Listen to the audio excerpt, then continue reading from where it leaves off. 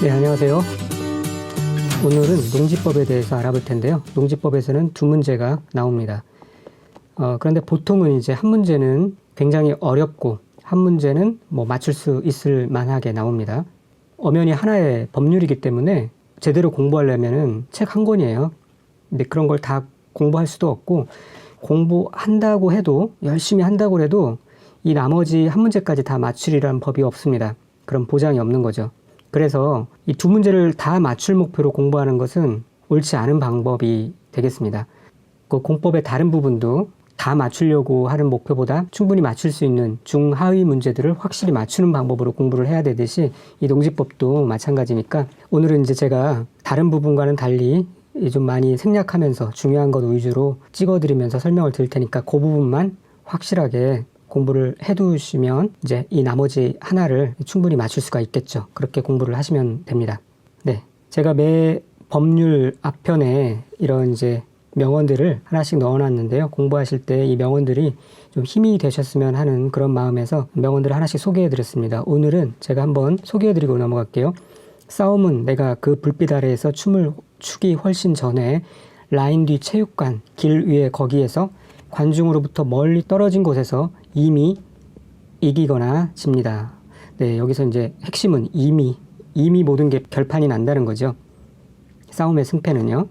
어디에서 이미 판결이 되느냐? 그 훈련의 현장에서 이미 판결이 된다는 거예요. 내가 그 불빛 아래서 그 링 위에 올라가서 상대와 싸우기 훨씬 전에 라인 뒤 체육관 길 위 관중으로부터 멀리 떨어진 그곳, 그것이 지금 오늘의 여러분의 현장이고 공부 시간이라고 믿습니다. 지금 어떻게 보내느냐가 10월 28일 싸움의 승패, 합격, 불합격을 판결 지을 겁니다.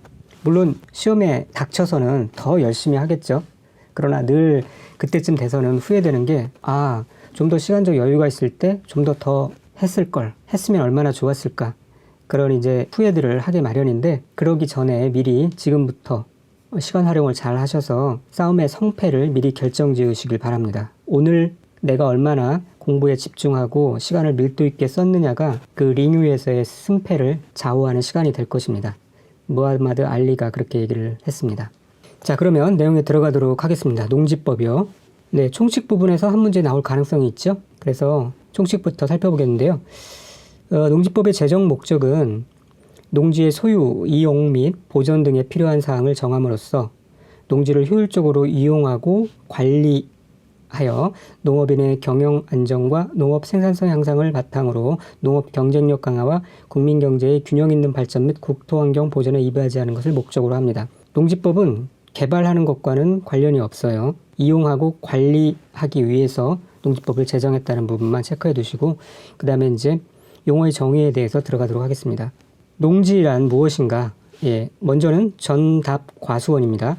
전답과수원은 바로 농지라고 할 수 있고요. 그 다음에 그 밖에 법적 지목을 불문하고 잡종지든 다른 어떤 곳이든 실제로 농작물 경작지 또는 다년생 식물 재배지로 이용되는 토지를 농지라고 할 수 있어요. 다만 초지법에 따라 조성된 초지 등 대통령으로 정한 토지는 제외합니다. 이 농지가 아닌 것에 대해서는 바로 다음에 농지에서 제외되는 토지에 이 초지 포함해서 나올 거니까 그때 다시 설명드리도록 할게요.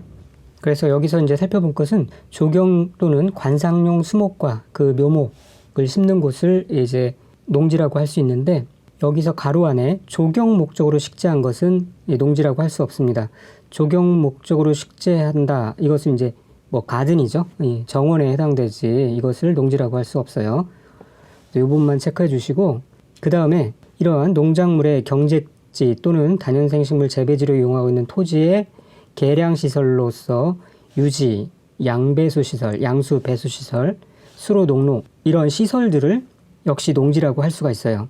또 토양의 침식이나 재해로 인한 농작물의 피해를 방지하기 위하여 설치한 계단, 흙막이, 방풍림과 같은 시설, 또 그 밖에 이에 준하는 시설도 역시 농지인 점을 알아두시고요.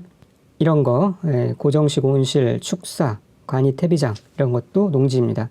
자, 그래서 여기 문제 나온 거 보면은 인삼의 재배지로 계속하여 이용되는 기간이 2년인 지목이 전인 토지는 농지가 아니다. 농지이죠. 전은 농지에 해당됩니다.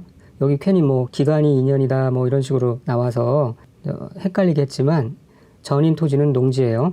그 다음에 관상용 수목의 묘목을 조경 목적으로 식재한 재배지로 실제로 이용되는 토지는 농지이다. 관상용 수목의 묘목을 조경 목적으로 식재한다. 이것은 정원이지 농지가 아니죠. 그래서 농지이다 그러면 틀린 것이고요. 여기서 예를 들어서 잡종지는 농지가 아니에요. 그런데 이 잡종지에다가 실제로 농작물을 경작했다. 그러면은 이것은 이제 농지가 되는 겁니다. 이런 개념인 거, 요 문장 뜻을 같이 알아두시기 바랍니다. 자, 실제로 이제 이와 함께 농지에서 제외되는 토지, 즉 농지가 아닌 토지를 같이 알아두셔야 되는데, 아까 지목이 전답 과인, 과수원인 토지는 농지라고 그랬고요. 요것이 아닌 전답과가 아닌 토지로서 농작물 경작지 또는 다연생식물 재배지로 계속되어 이용되는 기간이 3년 미만인 토지, 이것은 농지가 아니고요. 3년 이상, 그러니까 3년부터 3년 이상이 되면은 이제 농지가 된다는 얘기입니다. 그래서 요 짝을 맞춰서 같이 이해를 하고 암기를 해 두셔야겠죠. 그 다음에 두 번째는 지목이 임야인 토지로서 산지관리법에 따른 산지 전용 허가를 거치지 아니하고 농작물의 경작 또는 단연생식물의 재배에 이용되는 토지. 자, 여기서 이제 중요한 문장은 산지 전용 허가를 거치지 아니한 채 경작 또는 단연생의 식물의 재배에 이용되는 토지는 농지가 아니라는 점.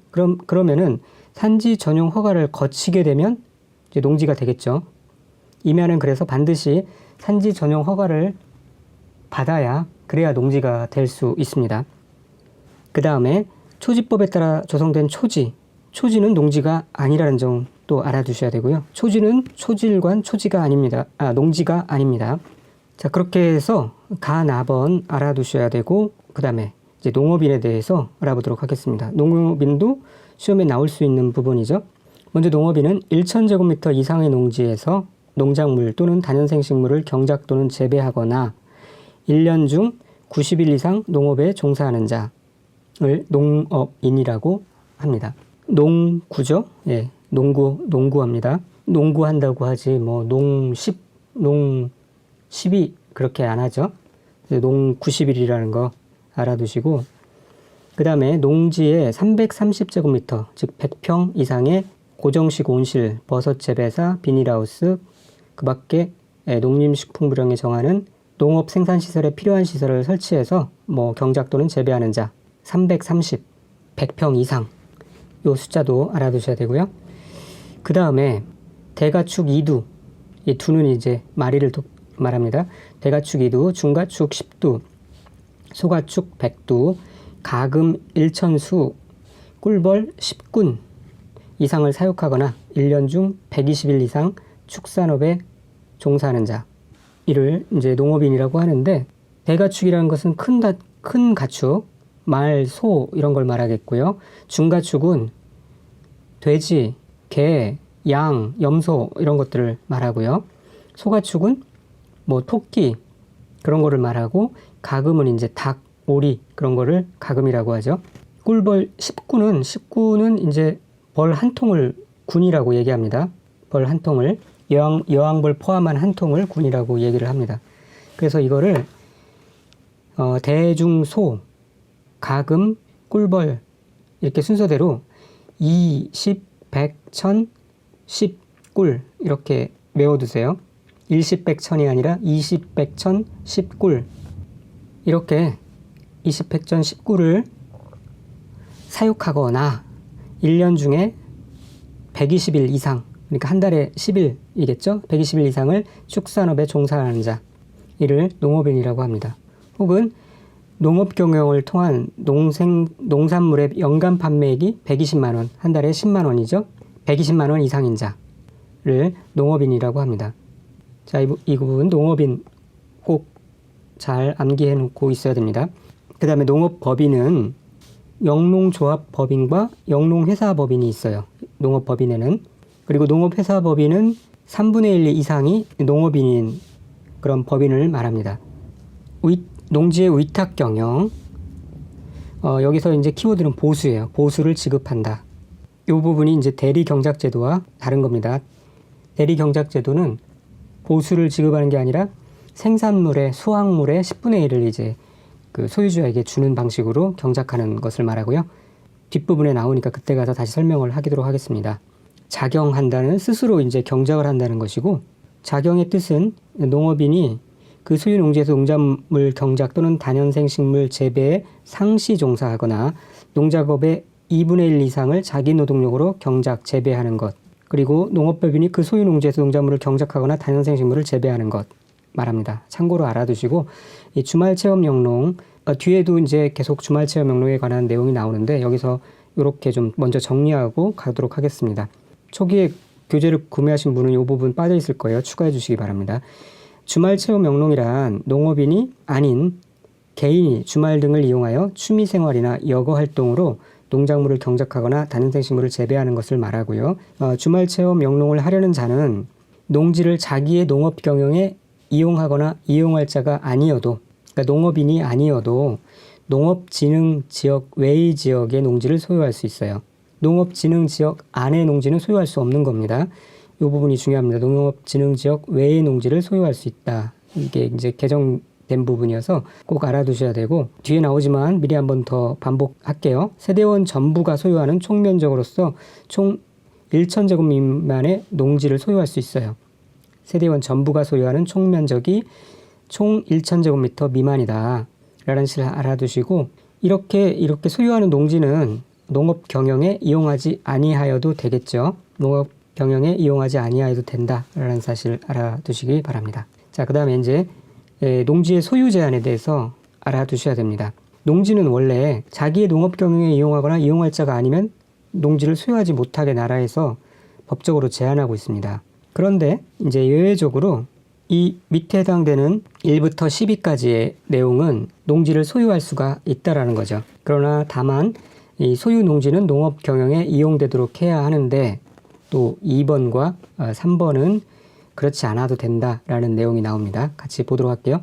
국가나 지방자치단체는 농업 경영을 안 해도 농지를 소유할 수 있겠죠. 국가나 지방자치단체니까요. 그 다음에 이제 학교나 공공단체, 농업연구기관, 농업생산자단체도 그렇게 각각 기관의 특수한 목적 때문에 농업인이 아니어도 농지를 소유할 수가 있습니다. 그 다음에 주말 체험 영농을 하려고 농업진흥지역 외의 지역의 농지를 소유하는 경우 농업인이 아니어도 농지를 소유할 수 있다라고 말씀을 드렸죠. 그래서 요 2번, 3번 학교 공공단체 그리고 주말 체험 영농을 하려는 자는 농업 경영에 이용되지 않아도 농지를 소유할 수가 있게 되는 거예요. 그 부분 체크해 두시면 되겠고, 나머지 한번 쭉 읽어보시면 이해를 하실 수 있을 겁니다. 이해를 하시는 방향으로, 외우지 말고 이해를 하는 방향으로 하면 좋습니다. 상속으로 농지를 취득하여 소유하는 경우, 또 8년 이상 농업 경영을 하던 사람이 이농한 후에도 이농 당시 소유하고 있던 농지를 계속 소유하는 경우, 담보 농지를 취득하여 소유하는 경우, 농지 전용 허가를 받거나 농지 전용 신고를 한 자가 그 농지를 소유하는 경우, 농지 전용 협의를 마친 농지를 소유하는 경우, 이 협의는 이제 국가나 지방자치단체하고 하는 것이니까 농업인이 아니어도 농지를 소유할 수 있도록 해주는 거고요. 나머지 한번 읽어보시면 되겠습니다.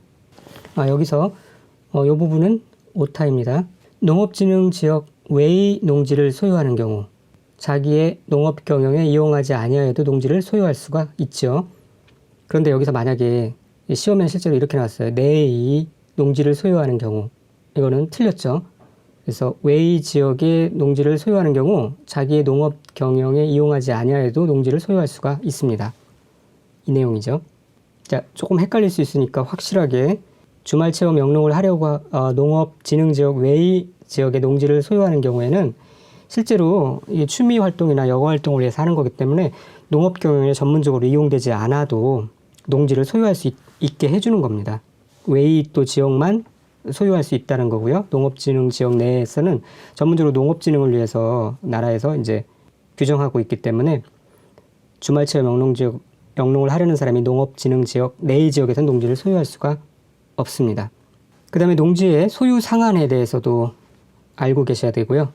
요 세 가지 경우, 상속의 경우, 이농의 경우, 그 다음에 주말 체험 영농의 경우, 이 세 가지를 알아두시면 됩니다. 상속의 경우는 상속으로 농지를 취득한 사람으로서 농업 경영을 하지 아니하는 사람은 그 상속 농지 중에서 총 1만 제곱미터까지만 소유할 수 있습니다. 당연히 농업 경영에 종사하는 사람은 농지 소유에 제한이 없겠죠.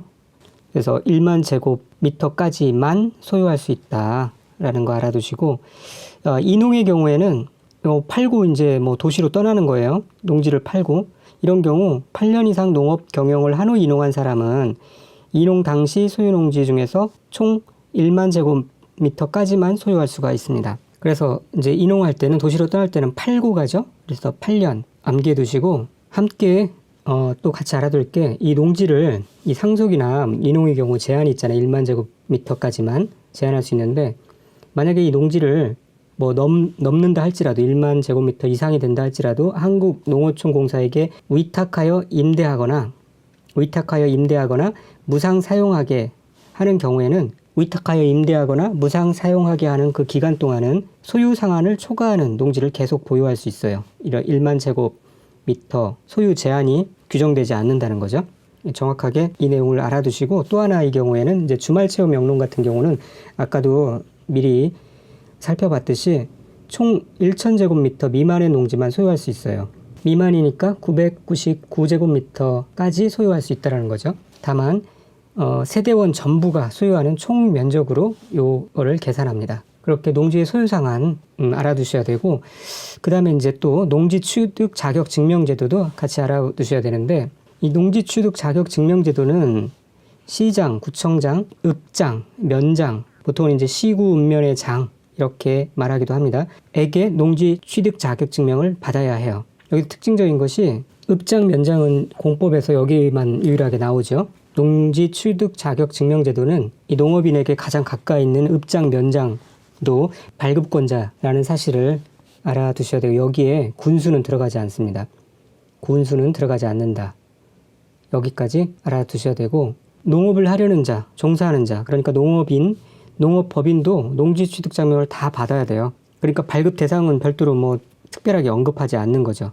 중요한 거는 저희가 이제 다시 또 알아야 될 것은 발급 대상 예외입니다. 그러니까 농취증이 필요하지 않은 사람들, 이걸 알고 계셔야 되는데, 요 밑에 이제 9개로 정리해 봤습니다. 이 9개의 사람들은 농지 취득 자격 증명을 발급하지 아니하고 바로 농지를 취득할 수가 있어요. 국가, 지방자치단체가 그렇고요.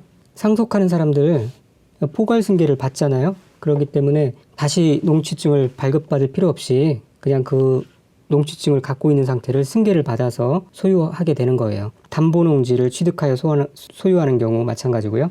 농지 전용 협의, 아까 말씀드렸죠. 이 국가와 뭐 행정청과 이미 협의를 마쳤기 때문에 농지증 발급이 필요 없어요. 토지 수용, 농업법인의 합병, 농업법인은 이미 농지증을 발급받은 겁니다.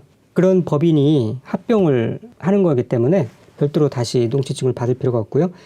공유하고 있는 농지증이 이미 발급된 상태에서 분할하는 거기 때문에 받을 필요가 없고, 시효의 완성, 환매권 이런 것에 따라서 농지를 취득하는 경우도 농지증을 받을 필요가 없어요. 뭐 시효의 완성은 이미 시효의 완성 전에 그 농지에서 농업행위를 하고 있었잖아요. 그래서 농지증을 발급받을 필요가 없는 이 대상들에 대해서도 문제가 여기에서 많이 나왔죠. 꼭 잘 알아두시기 바랍니다.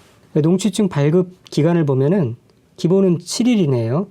이 시구 읍면의 장은 발급 신청을 받을 때는 7일 이내에 하게 되어 있습니다.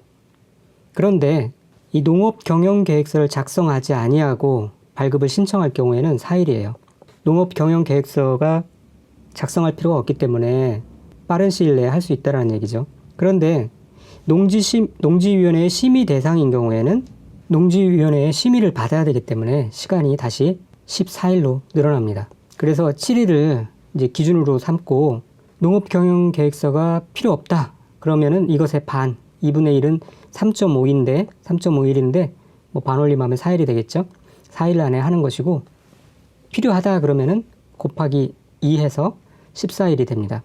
그래서 이 발급 기간도 이런 식으로 알아두시고, 농업경영계획서 또는 주말체험 영농계획서를 작성하지 않아도 발급 신청을, 농취증을 발급 신청을 할 수가 있는 경우는 다음과 같은 경우가 있습니다.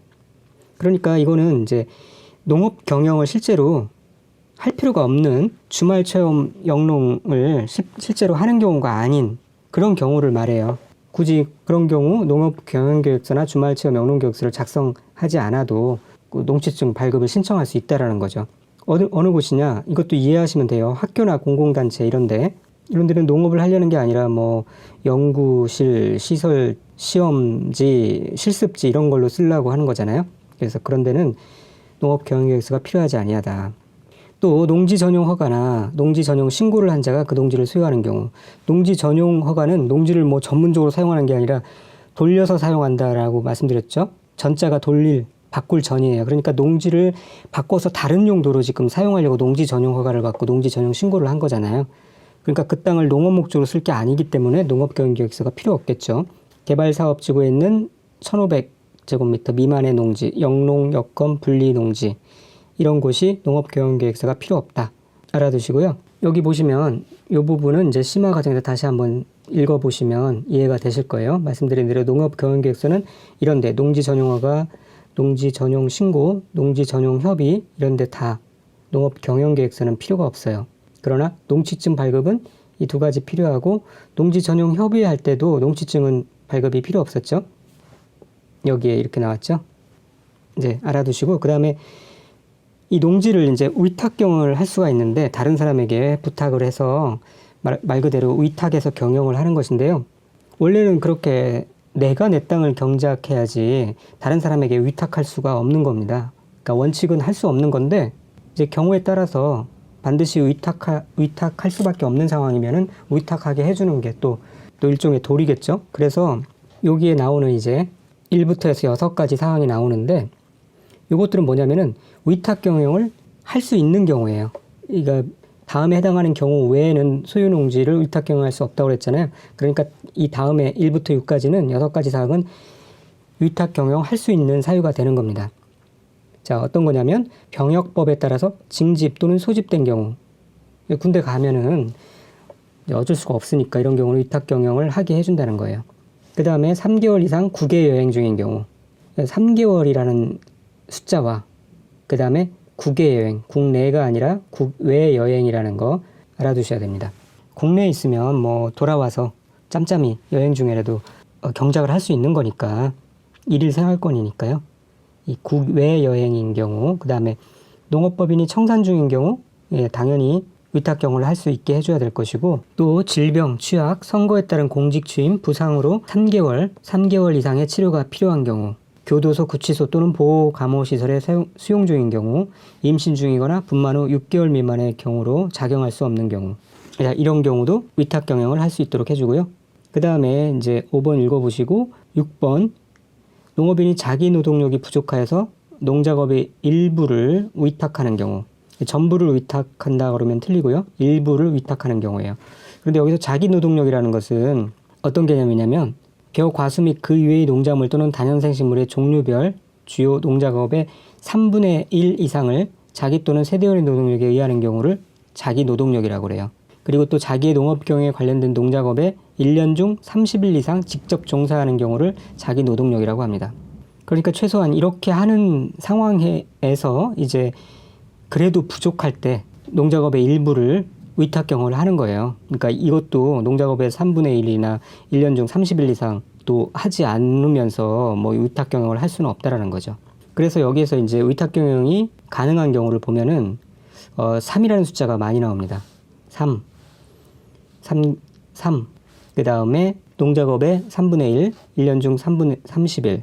3이라는 숫자가 나오는데 여기서 이제 임신 중이거나 분만 후 여기까지 뭐 3으로 하면은 임산부가 3개월 넘었다고 바로 뭐 그 농사를 지을 수 있는 건 아니니까 분만 후 3개월까지는 안 되죠. 6개월까지 해주는 겁니다. 6개월 미만인 경우에는 위탁 경영을 할 수 있도록 해주는 거예요. 그래서 요거 하나만 6자가 들어가고 나머지는 다 3자가 들어가는 거 참고로 알아두시면 암기하는 데 도움이 될 겁니다.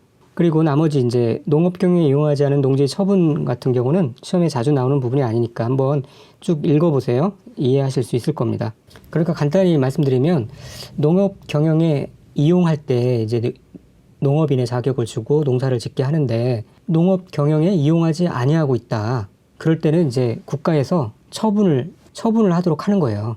1년 이내에 처분을 하도록 하는 거고요. 처분을 명령을 했는데도 안 하면 이제 매수 청구까지 진행하게 되는 겁니다. 그래서 이제 매수 청구에 대한 처분 명령과 매수 청구에 대한 내용이 나오고요. 그 다음에 그 처분 명령을 이해한지 아니한 자, 그 다음에 원상 회복 명령을 했는데 그 원상 복구를 하지 아니한 자, 이런 자에게는 이행 강제금을 또 부과하게 됩니다. 그래서 이 경우에는 감정 평가한 감정 가격 또는 개별 공시가 중 더 높은 가액의 100분의 25에 해당하는 이행 강제금을 부과한다. 그리고 그 부과 횟수는 처분 명령이 이행될 때까지 매년 1회 계속 부과한다는 거예요.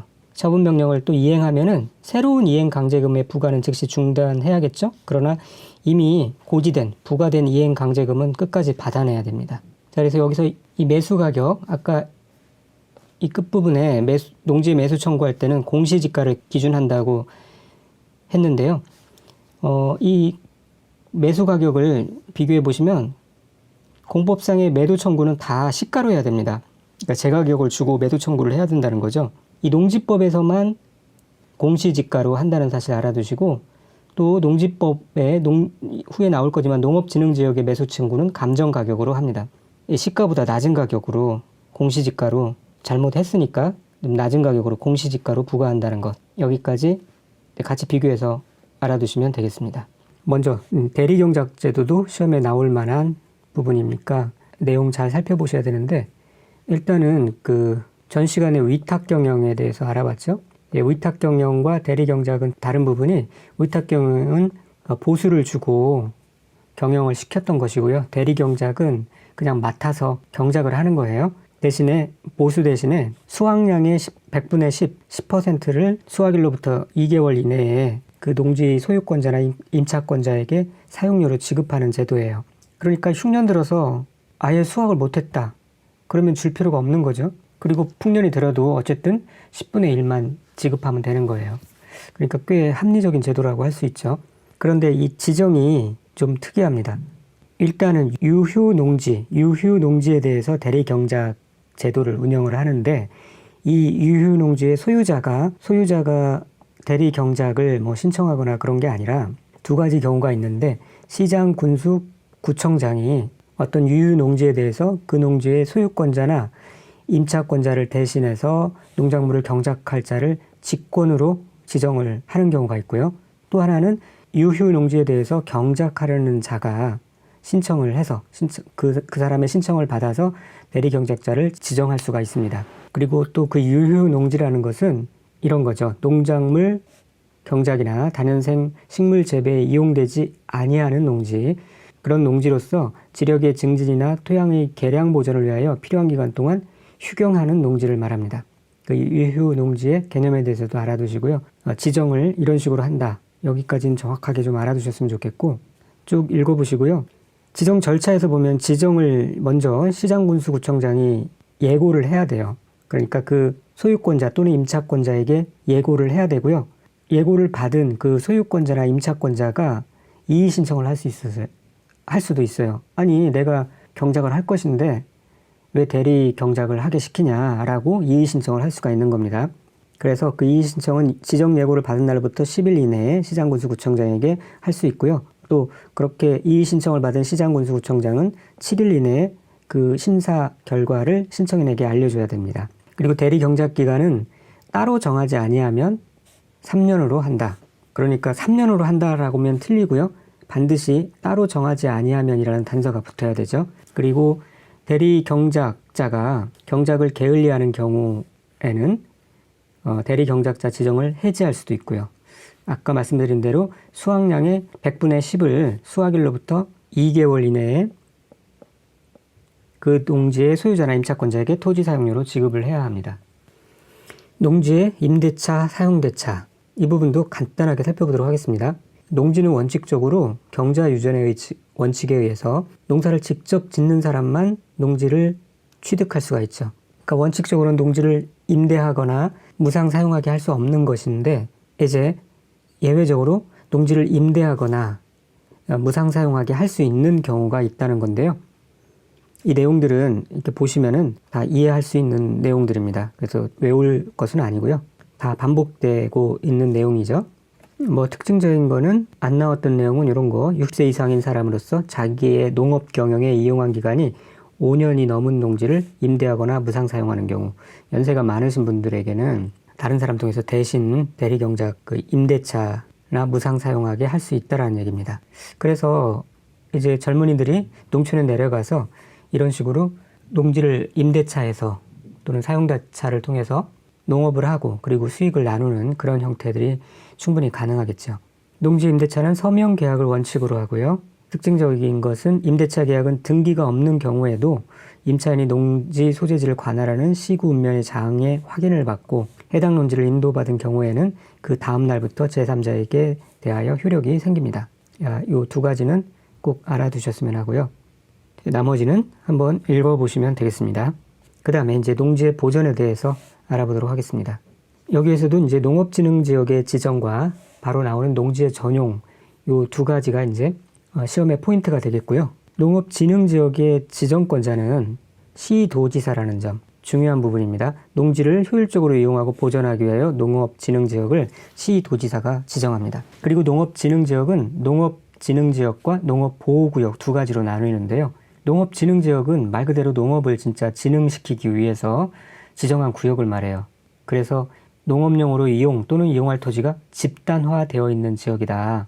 여기서는 이제 그러니까 농업만 해야 되는 거예요. 키워드 집단화 알아두시고, 농업보호구역은 농업진흥구역의 용수원 확보, 수질 보전 등 농업 환경을 보호하기 위해서 필요한 지역으로서 농업진흥지역을 백업하는 그런 역할을 하죠. 그래서 여기 키워드는 이제 보호예요. 농업보호구역이니까 보호고, 농업진흥구역 같은 지긋자 생각해서 집단화라는 키워드를 서로 연결시켜 주기 바랍니다. 비읍, 지읒. 그래서 뭐 만약에 예를 들어서 땅을 사겠다 그러면은 농업보호구역을 사야 되겠죠? 농업진흥구역은 농사밖에 못 짓는 거예요. 그러나 보호구역은 그 외에 약간 더 다양하게 땅을 활용할 수 있는 여지가 있기 때문에 보호구역이 훨씬 낫겠죠.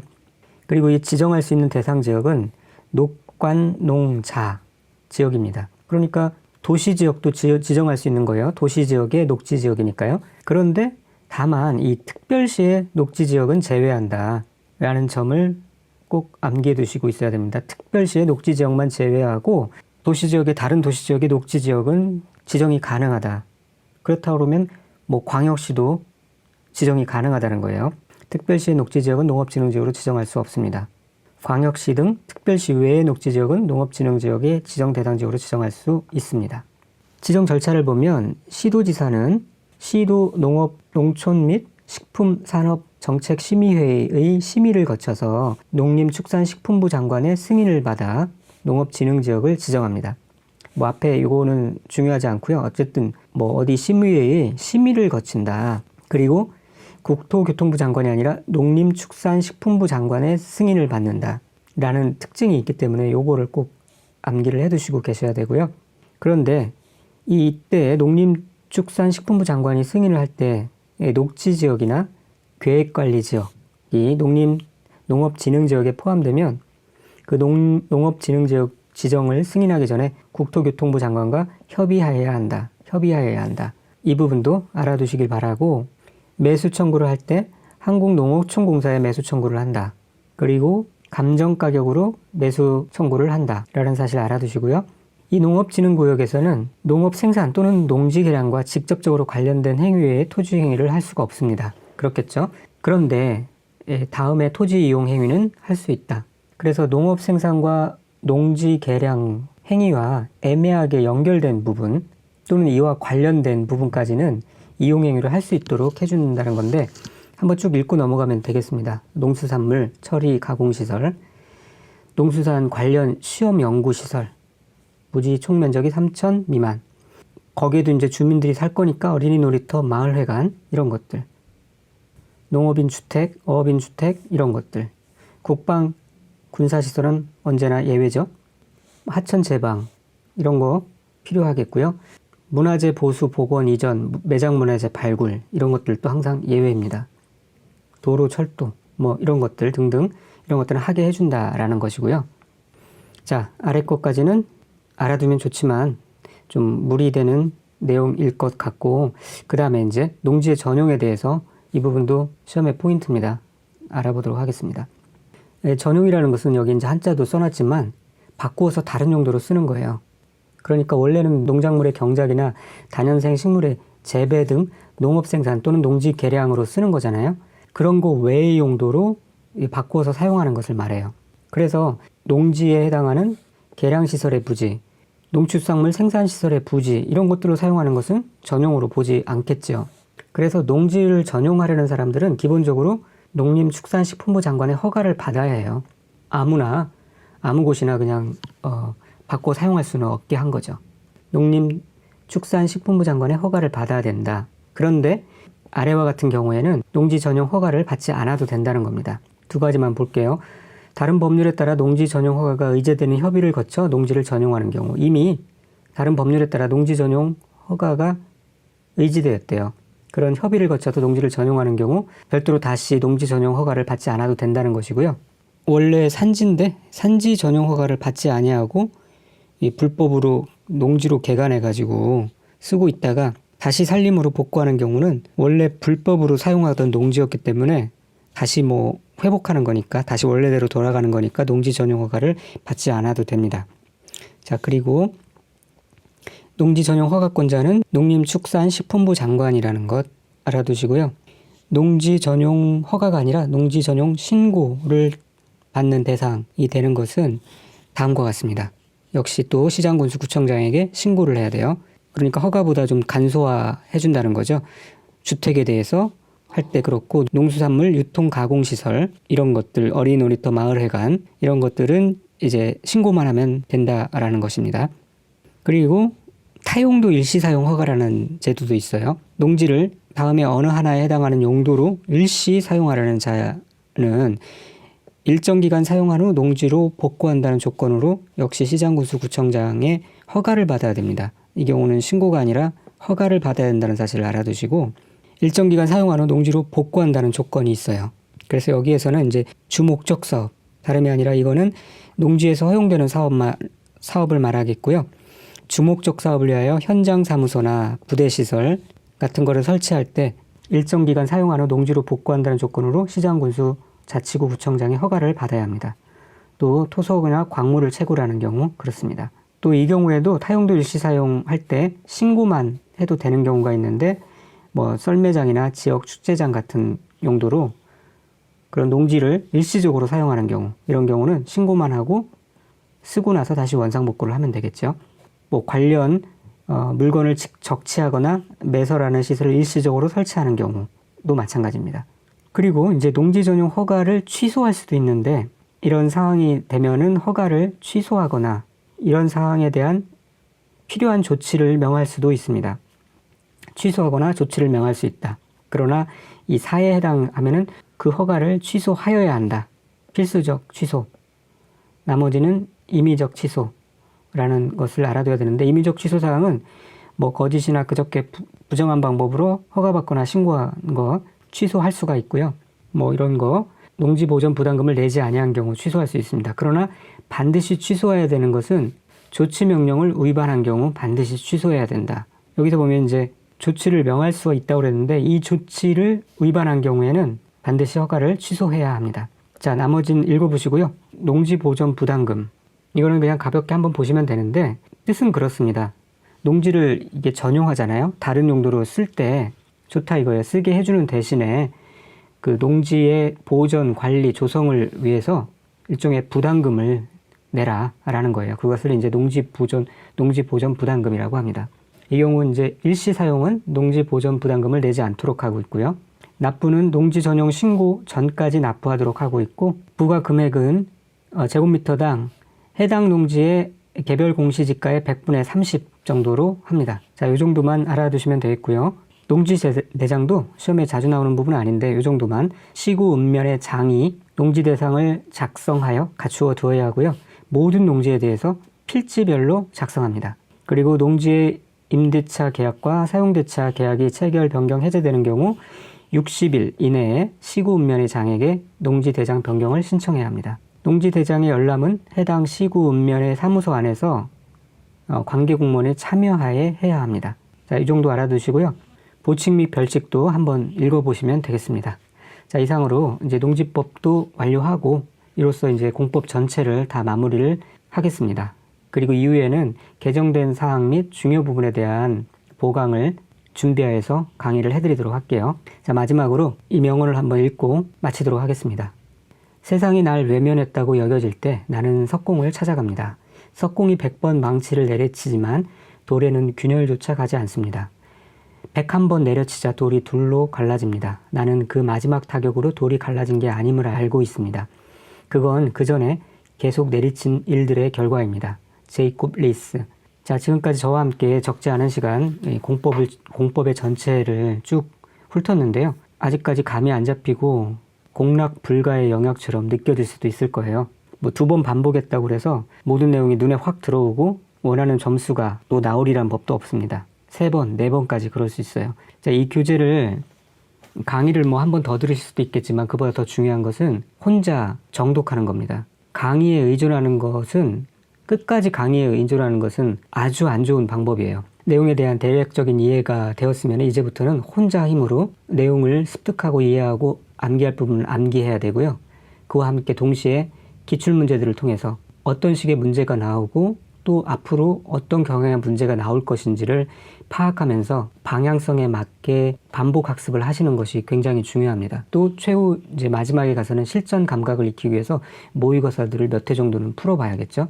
그것이 가장 효과적인 방법입니다. 절대 여러 학원들의 교수들의 강의만 맹종하면서 많은 시간을 허비하지 않길 바랍니다. 자, 감사합니다. 그동안 수고 많으셨습니다.